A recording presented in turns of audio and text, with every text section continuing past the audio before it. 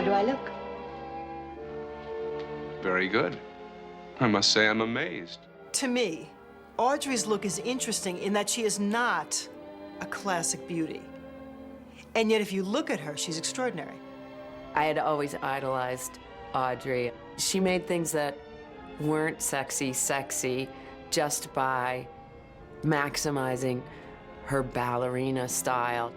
Audrey became very aware of what her type of body needed. She was, believe it or not, extremely modest, and she didn't think that she was shaped very well. I think Audrey created a stir and such an impact on society because, frankly, we'd never seen anyone who looked like her. She was a gamine, she was a little bit boyish, but she was feminine. And prior to that, in terms of what was acceptable in terms of Hollywood starlets, was this very blousy, obvious Jane Mansfield, Marilyn Monroe, big skirts, big hair, big chests. Well, you know, back then, she was described as scrawny and boyish and sort of ill-proportioned, but now it's sort of become like the ideal. She was gorgeous, but not in an obvious way. I can say this because I cared about her. She had the biggest feet of any girl I've ever seen. She was more or less flat-chested, but everything about her just made her beyond sexy. Edith had for Roman Holiday, put her in the cute little blouse and the flared skirt. Well, she threw on the little scarf and the belt, so she was really good at accessorizing. Audrey had a great eye, and she knew what was going on in Paris and the French couturier, and she discovered a young designer who was not quite that well known yet, Hubert de Givenchy. When he first met her, he thought he was meeting Katharine Hepburn. And so when she walked in, she was picking a couple dresses for her role in Sabrina, and he was like, "I don't have time to meet with you, mademoiselle." And she begged him, she said, "Just let me go look and see what was in the racks from the last season." And she picked out 3 pieces. And those 3 pieces she wore in Sabrina, and they became iconographic.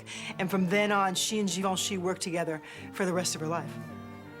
He had, prior to having met her, really been designing for her silhouette, the gazelle-like creatures that the ideal model is. So the things that he showed her without having designed them for her when she first went to him were absolutely perfect for her. My friends, you saw and hear a waif, a gamin, a lowly caterpillar. We open the cocoon, but it is not a butterfly that emerges. It's not? It is a bird of paradise. Lights!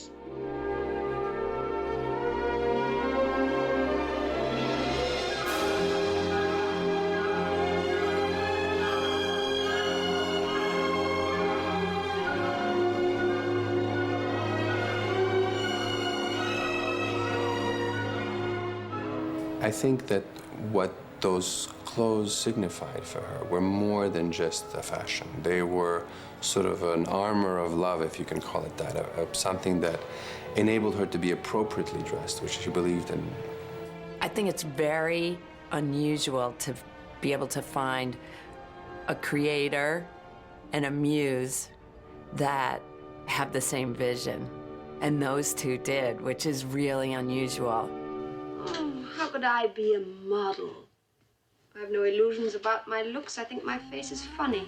I always like to say she was the perfect package of imperfections.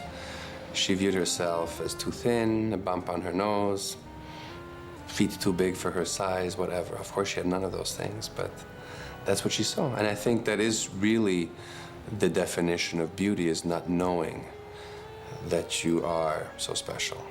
That's what makes you accessible. I think that's one thing that appeals to women, that they look at her and she's not the cookie-cutter blonde, but they know that she's still beautiful. And it's that unique quality that takes her to the top of the list every year, even today.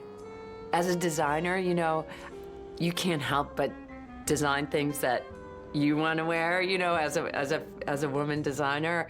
I guess I sort of selfishly design things for myself, and I sort of feel like I, you know, have her body a little bit and, you know, have never really had the curves that I wanted, you know. So I think she has been a great inspiration in that way, to just sort of maximize what you have and be comfortable and confident with that.